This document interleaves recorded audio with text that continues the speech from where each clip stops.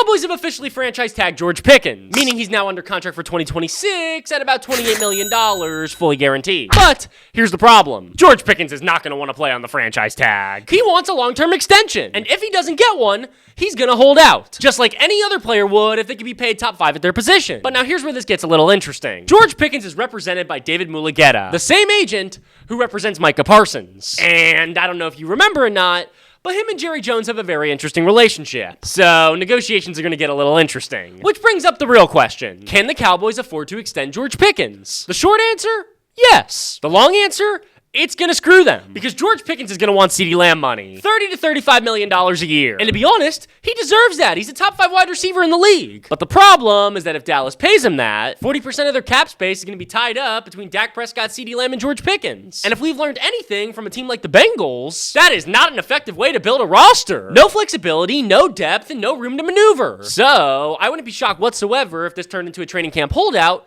and a trade. Because there are teams out there who need a wide receiver and can afford one. The Titans, the Raiders, the Patriots, all these teams got cap space, draft capital, and the need for a wide receiver one. So just because he got franchise tagged, don't be surprised if George Pickens is playing somewhere else in 2026. A bada bing, a bada boom, baby.